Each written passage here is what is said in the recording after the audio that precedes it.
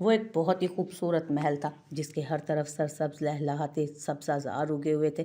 محل کے بیرونی وسط میں ایک بڑا سا لان تھا جہاں دنیا جہان کے رنگ برنگے پھول کھلے تھے۔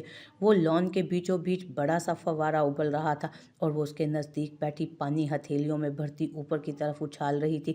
جو پلٹ کر اس کے چہرے پر گرتا تو وہ کھلکھلا اٹھتی۔ وہ دونوں باہیں کھولے اسے پکارتے بے قراری سے اس کی طرف بڑھے۔ انہیں تناوش، میری جان، میرا دل، میرے سکون، میرے دل کا سکون، کہاں چلی گئی تھی آپ؟ میرا بچہ، بابا کے پاس واپس آ جاؤ، بابا آپ کے بنا نہیں رہ سکتے، کم بیک مائی پرنسس۔ انہیں اپنی طرف آتا دیکھ وہ کھلکھلا کر وہاں سے بھاگنے لگی۔ بابا پکڑو پکڑو، میری جان بھاگو مت ورنہ آپ پھر سے کھو جاؤ گی، آپ کے بابا ڈھونڈ بھی نہیں پائیں گے۔ وہ تڑپ کر اس کی طرف بڑھے۔ آپ ہار گئے، آپ اپنی وشی کو نہیں ڈھونڈ پائے، بابا ہار گئے، بابا ہار گئے۔ تناوش!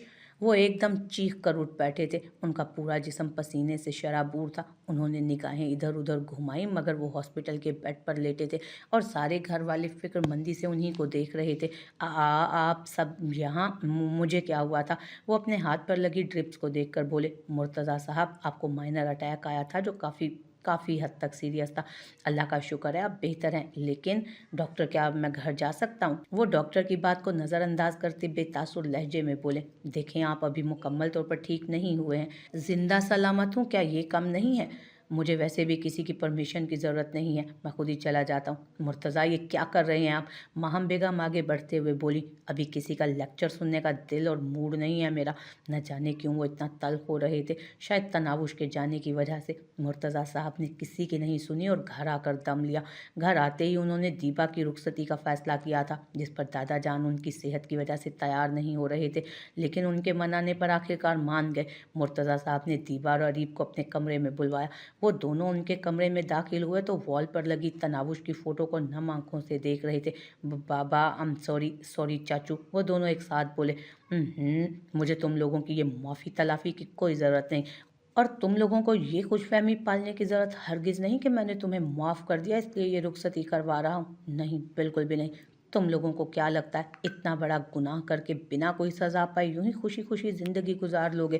انہوں نے سوالیہ نظروں سے ان دونوں کی طرف دیکھ کر پوچھا اور پھر ان کی آنکھوں میں پنپتے سوال پڑھ کر بات آگے بڑھاتے ہوئے بولے۔ تم دونوں کو مجھ سے ڈرنے کی ضرورت نہیں ہے کہ میں تمہیں کوئی سزا دوں گا، بالکل نہیں۔ سزا اور جزا کا حق صرف اوپر والے کے پاس ہے اور اس سے بڑا کوئی منصف نہیں۔ مسٹر اریب شاہ نواز، تم نے میری بیٹی کے جذبات کے ساتھ کھیل کر اچھا نہیں کیا، اس کی سزا تمہیں ملنے جا رہی ہے۔ اس کی صورت میں، انہوں نے دیبا کی طرف اشارہ کرتے ہوئے کہا، تم دونوں خود ہی ایک دوسرے کے لیے سزا ہو، یہ بہت جلد تم لوگوں کو احساس ہو جائے گا۔ اب تم لوگ جا سکتے ہو۔ انہوں نے اتنا کہہ کر اپنا چہرہ موڑ لیا۔ وہ دونوں آنے والے وقت سے بے پرواہ ایک دوسرے کی ہمراہی میں چلنے پر شاداں ہوتے وہاں سے چلے گئے۔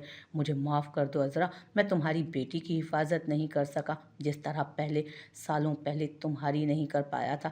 وہ خیالوں میں ہی عذرا کے عکس کو مخاطب کرتے ہوئے بولے اور پلکوں پر اٹکی نمی کو ہاتھوں سے صاف کرتے بستر پر لیٹ گئے۔ جیسے ہی وہ تینوں کلاس سے باہر نکلی، نینا فوراً انا پر جھپٹ پڑی۔ کمینی عورت، اندر کیا بکواس کر کے آئی ہے؟ ہاں، مجھے چکر پہ چکر، الٹی پہ الٹی آ رہی تھی۔ ہاں، ذلیل عورت، تجھے شرم نہ آئی میرے بارے میں ایسا جھوٹ بولتے ہوئے؟ اگر سچ میں بیمار ہو گئی تو، یا تیرے جھوٹ کی وجہ سے میں مر گئی تو؟ ایسا کچھ نہیں ہوگا، اگر ہوگا بھی تو زیادہ سے زیادہ کیا ہوگا، ہم کوئی کک رکھ لیں گے جو تیرے لذیذ ڈش کی طرح ہمیں مزیدار کھانے بنا کر کھلائے گا۔ منحوس چڑیل، تیرے منہ میں خاک۔ وہ آپس میں ہی الجھ رہی تھیں جب تنو مسلسل اپنے موبائل پر لگی تھی۔ تنو کی بچی، ایسا کیا ہے اس موبائل میں جو تو اسی میں گھسی ہوئی ہے؟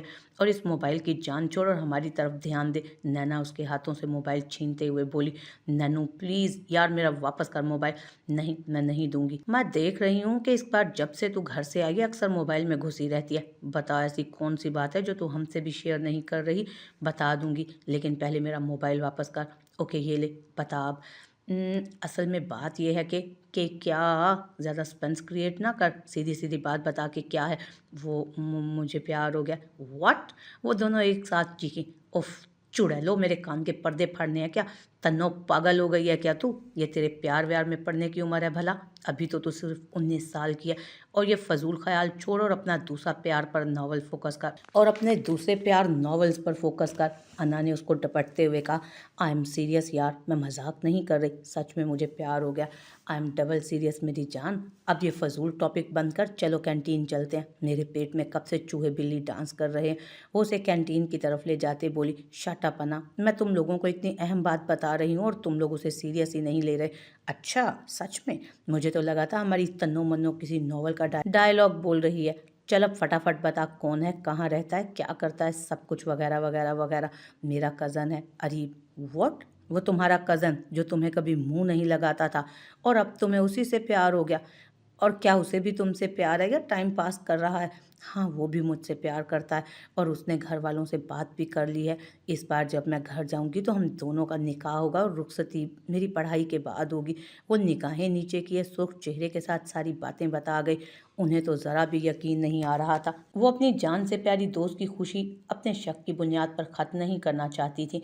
वो बहुत मासूम थी, दुनिया की चालाकियों को नहीं समझती थी। वो दोनों नहीं चाहती थी कि उसे कोई तकलीफ़ पहुँचे। वो दिल से अपनी प्यारी दोस्त के लिए दुआ गो थी। उन्हें क्या पता था कि उनकी दोस्त की ज़िंदगी में पहले से ही तकलीफ़ें लिख दी चुकी हैं। वो रैश ड्राइविंग करते हुए वहां पहुंचा था तो देखा कि मजदूर काम रोक कर बैठे थे और उस इलाके के कुछ हिंदू ठाकुर भी वहां मौजूद थे। क्या हो रहा है यहाँ, और आप लोग इस तरह काम रोक कर क्यों बैठे हैं? वो गुस्सा जब्त करते हुए बोला, देखें सरदार साईं, आप हमारे गांव में ये लड़कियों का कॉलेज बनवा रहे हैं और हम ऐसा बिल्कुल भी नहीं होने देंगे। उनमें से एक बुजुर्ग आदमी जोरदार आवाज में बोला, आप सब नहीं बनाने देंगे और सरदार सैयद इरहम बख्श रुक जाएगा? इम्पॉसिबल, कॉलेज तो बंद कर रहेगा और किसी में हिम्मत नहीं कि सरदार इरहम बख्श को रोक सके। देखें साईं, हम आपसे लड़ाई करने नहीं आए, हम तो बस यही चाहते हैं कि ये कॉलेज ना बने, क्योंकि हम नहीं चाहते कि हमारी बहू बेटियां घर से निकलकर कॉलेजों और यूनिवर्सिटियों में आए। उनमें से एक कदरे ज़ईफ आदमी मसलहत आमेज़ लहजे में बोला। इरहम बख्श अच्छे से समझ रहा था कि ये सब ठाकुर लोग अपनी ज़ुबान नहीं बोल रहे हैं, बल्कि इनके मुंह में किसी और के लफ्ज़ हैं जो निकल रहे थे, क्योंकि अगर ये ऐसा करना चाहते तो ये पहले ये इतराज़ उठा सकते थे जब कॉलेज बनना स्टार्ट हुआ था। मगर अब अगर ये इस वक्त आए थे तो ज़रूर इसके पीछे कोई और मास्टरमाइंड है, और वो कौन है सैयद इरहम बख्श को अच्छे से मालूम था। इसलिए उसने मामले को किसी झगड़े के बगैर सुलझाने का सोचा था। देखें काका, इस कॉलेज से आपकी बहू बेटियों पर कोई असर नहीं पड़ेगा। इनफैक्ट इससे आप सबका फ़ायदा ही होगा। आपकी बहू बेटियां पढ़ लिख कर खुद अपने पैरों पर खड़ी हो सकेंगी। ये तो आपको भी मालूम है कि ज़माना अब कितना बदल चुका है और ज़माने के साथ साथ लोग भी बदल गए हैं। इस दौर में तालीम की सबसे ज़्यादा अहमियत है। इसलिए मैं चाहता हूँ कि मेरे गाँव की हर बेटी पढ़ी लिखी हो, वो जहाँ भी जाए कोई उन्हें कमतर ना समझे। सैयद इरहम बख्श का नर्म लहजा उन्हें पल भर में कायल कर गया। सैयद हबीब बख्श ने हमेशा अपने इलाके में अमन व अमान कायम करने की जिदोजहद की थी। इसी वजह से इस इलाके के हिंदू मुसलमान सब बहुत इत्तफाक से रहते थे। वो आपस में मिलजुल कर रहते और इसी इत्तफाक को कायम रखना सैयद इरहम बख्श अपना फ़र्ज समझता था। शुबह वो एक अच्छा सरदार था। उन लोगों के जाते उसने अपने ख़ास आदमी को बुलाया, खान फ़ौरन गाड़ी निकालो, आज फिरोज़ गर्देजी को सबक सिखाना ही पड़ेगा ताकि सरदार सैयद इरहम बख्श से पंगा लेने की गलती करने का अंजाम भुगते वो। उसका सफ़ेद चेहरा सुर्ख हो रहा था और आंखों से चिंगारियां फूट रही थीं। खान अपने साईं को इतने गुस्से में देख खौफजदा हुआ था। तुमने देखा है कभी दर्द से मारा चेहरा? आओ देखो ना कभी यार हमारा चेहरा। मुझसे टूटे हुए शीशे ने कहा था एक दिन, कितना मिलता है ना तुमसे ये हमारा चेहरा। वो जब से कमरे में आई थी एक ही जाविये पर बैठी थी। बाहर सब लोग उससे खुश अखलाकी से मिले थे, खासकर अजलान, दानियाल, माही और सीरत। वो सब उसे अपना अपना तारुफ करवा रहे थे जबकि वो उनके बीच गायब दमागी से बैठी थी। कुछ ही देर में दिलनशी बेगम ने उसके थक जाने के ख्याल से उसे अंदर भेज दिया ताकि वो आराम कर सके, लेकिन वो जब से अंदर आई थी खिड़की में बैठी न जाने किस सोच में गुम थी। तभी दरवाज़ा खोलकर खदीजा बेगम, इरहम बख्श की वालदा, अंदर दाखिल हुई। उन्हें तनावुश पहली ही नज़र में बहुत पसंद आई थी, उनके बेटे की तरह। अरे तनावुश बेटा, इतनी देर से आप अंदर अकेले क्या कर रही हैं? आप भी सबके साथ आकर बैठें और बातें करें। जब से आई हो इतनी चुप चुप हो, ये भी तुम्हारा ही घर है, खुद को यहाँ अजनबी मत समझो। तुम भी हमारे लिए माही और सीरत की तरह हो। वो प्यार से उसके गाल सहलाते बोली, उनके इतने प्यार भरे लहजे पर तनावुश की आंखें नमकीन पानियों से भर गई। अरे अरे, रो क्यों रही हो? क्या मेरी बात बुरी लग गई है कोई जो रोने लग गई हूँ? नहीं आंटी, आपकी बात बुरी नहीं लगी, क्योंकि मेरे घर में कभी किसी ने मुझसे इतने प्यार से बात ही नहीं की सिवाय मेरे बाबा के, इसलिए दिल भर आया और मुझे बाबा की याद भी बहुत आ रही है। वो नम लहजे में बोली। ठीक है, मैं मान लूंगी कि तुम मेरी वजह से नहीं रो रही। अगर तुम हम सबके साथ घुल मिल कर रहोगी, हमें अपना मानोगी, चलो फिर उठो और आओ मेरे साथ। वो उसके आगे हाथ बढ़ाते हुए बोली। उनकी बात सुनकर तनावुश ने एक नज़र उन्हें और फिर उनके बढ़े हुए हाथ की जानिब देखा। तुम हम पर भरोसा कर सकती हो। वो उसके चेहरे पर फैले उलझन भरे तासुरात देखकर बोली। भरोसा? मेरे रिश्तों और मेरे अपनों ने मुझे ऐसी ठोकर मारी है कि मेरा खुद पर से ही भरोसा उठ गया है। प्यार और भरोसा जैसे लफ्ज़ से ही मुझे अब डर लगने लगा है। वो धीमे बेतासुर लहजे में बोली। उसके दर्द में डूबे लफ्ज़ सुनकर खदीजा बेगम का दिल तड़पा था। न जाने क्या हुआ था इस मासूम लड़की के साथ जो यूं इतनी गहरी बातें करने लगी थी। वो पूछना तो चाहती थी, लेकिन फिर उसकी तकलीफ के ख्याल से खामोश हो गई। तनावुश ने कुछ सोचकर उनके साथ चलने की हामी भर ली। वो उनके प्यार और खलूस को ठुकराना नहीं चाहती थी, इसलिए हामी भर गई। वो उनके साथ लाउंज में आई तो सब बैठे उसी का इंतज़ार कर रहे थे। उफ, परी को इतना भी इंतज़ार कराता है क्या? हम कब से आपका इंतज़ार कर रहे थे। माही नरोटेपन से बोली। वो फीका सा मुस्कुराती उनके पास जा बैठी। और फिर क्या था, उनकी नॉन स्टॉप बातों का सिलसिला शुरू हुआ तो कुछ पल के लिए उसकी उदासी भी कहीं दूर जा सोई और उनकी नोक झोंक एंजॉय करती वो भी मुस्कुराने लगी थी। इरहाम बख्श ने खान के हाथ से गाड़ी की चाबी छीनने के अंदाज में ली और गाड़ी स्टार्ट करता फिरोज करतेजी के डेरे पर जाने वाले रास्ते पर डाल दी गाड़ी। और 10 मिनट के अंदर अंदर वो वहाँ मौजूद भी था। उसने झटके से गाड़ी और डैशबोर्ड से रिवॉल्वर उठाया और बाहर निकला। फिरोज गर्देजी जो बैठा अपने आदमियों से खिदमत करवा रहा था, सैयद इरहाम बख्श को अपने डेरे पर देख एक पल के लिए हड़बड़ा उठा, लेकिन फिर खुद को संभालता अपने आदमियों से बोला। अरे ये देखो, हमारे गरीब खाने पर सरदार सैयद इरहाम बख्श आए हैं, इनकी खातिर तवाज़ो करो। सरदार साईं, बताएं क्या लेंगे, ठंडा या गर्म?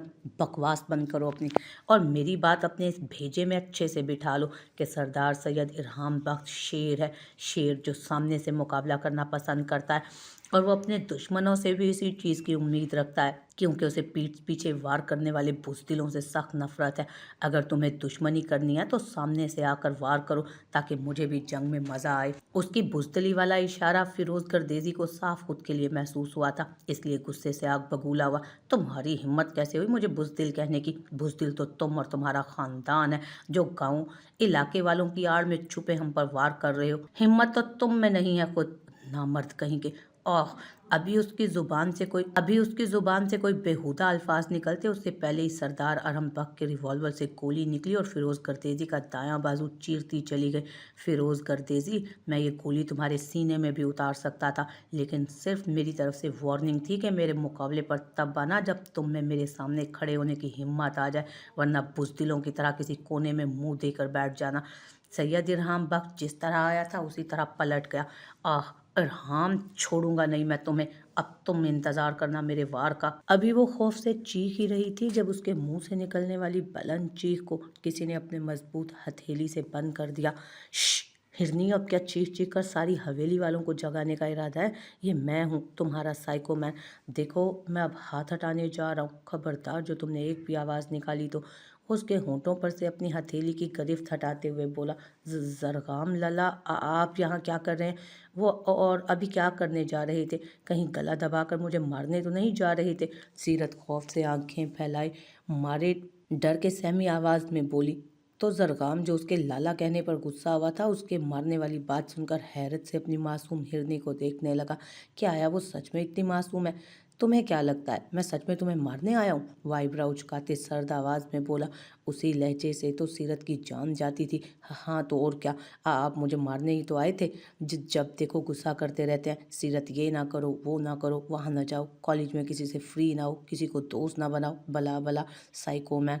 सीरत, जिसकी ज़ुबान नहीं खुलती थी, सरगाम आफंदी के उस वक्त बेहद करीब खड़ी उसकी शिकायतें करे जा रही थी। उसी से उसे लग रहा था कि वो ख्वाब देख रही है, इसीलिए वो अपने दिल में मौजूद सारी भड़ास निकाल रही थी, क्योंकि उसको लगता था कि जरगाम आफंदी रात के इस पहर भला उसके रूम में क्यों आएगा। बेचारी को क्या पता कि जरगाम आफंदी जब भी हवेली आता सीरत के रूम में ज़रूर आता था, उसके दीदार से मुस्तफ़ीद होकर जाता था। और सीरत मैडम अपनी पक्की नींद की वजह से कुछ महसूस ही नहीं कर पाती थी। ओके, अगर तुम्हें ऐसा लगता है तो ठीक है, मरने के लिए तैयार हो जाओ। वो आंखों में शरारत लिए उसकी तरफ झुका तो वो फौरन आंखें बंद कर गई। जरगाम लाला, क्या आप मुझे सच में मारने आए हैं? वो खौफ से कांपती हुई बोली।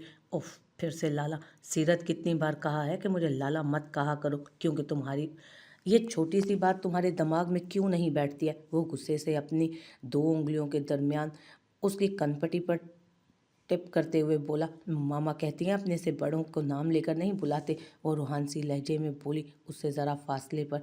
गुस्से से पल भर में उसकी शहद रंग आंखें नमकीन पानियों से भर गई थीं। अगर तुम्हारी आंखों से एक भी आंसू टपका तो बहुत बुरा पेश आऊँगा मैं तुम्हारे साथ। वो अपनी सख्त आवाज़ में बोला। आप बहुत बुरे हैं, हमेशा मुझे डांटते हैं, जब देखो मेरे पीछे पड़े रहते हैं। माही को तो आप कुछ भी नहीं कहते। देखना, मैं माई जान को बताऊंगी कि आपने रात में मेरे रूम में आकर मुझे बहुत डांटा है और मुझे मारने वाले थे। I hate you. और हाँ, सुन लें आप, मैं आपको हमेशा लाला ही बोलूँगी, ला। आखिर में वो लाला को खूब खींचते हुए बोली। जब वो गुस्से में जो मुंह में आया बोलकर छपाक से वॉशरूम में बंद हो गई, जबकि एक बार फिर लाला कहे जाने पर जरगाम आफंदी का गुस्सा 7वें आसमान पर पहुंच गया। मैं भी देखता हूँ कि आज के बाद तुम मुझे लाला कैसे बुलाती हो। हाँ हाँ, शौक से देखना जरगाम लाला। वो वहीं अंदर से जोरदार आवाज में बोली तो वो तनफन करता वहां से बाहर निकल गया। शाविला को खूबसूरती से सजाया गया था, क्योंकि आज अरीब और दीपा की मेहंदी थी। निकाह तो पहले ही हो गया था। दीपा का चेहरा तो मारे खुशी के दमक रहा था, जैसे उसे 2 जहानों की खुशियां मिल गई हों। और यही हाल अरीब का भी था। मेहमान आना शुरू हो गए थे, जिनमें खास लोग ही थे। ज्यादा लोगों को नहीं बुलाया गया था, क्योंकि निकाह के दिन शाहों की काफी बेइज्जती हो चुकी थी। इसलिए और बदनामी से बचने के लिए उन्होंने चंद ही लोगों को मधु किया था। लेकिन होनी को कौन टाल सकता है? दीपा को कुछ लड़कियां लाकर स्टेज पर बिठा रही थीं, जब स्टेज के नज़दीक खड़ी किसी औरत की आवाज़ सुनाई दी, जो दूसरी औरत से कह रही थी, अरे बहन, मैंने तो सुना है कि निकाह के वक्त दुल्हन की बहन काफ़ी हंगामा कर चुकी है। और तो और दूल्हे पर भी इल्ज़ाम लगा रही थी।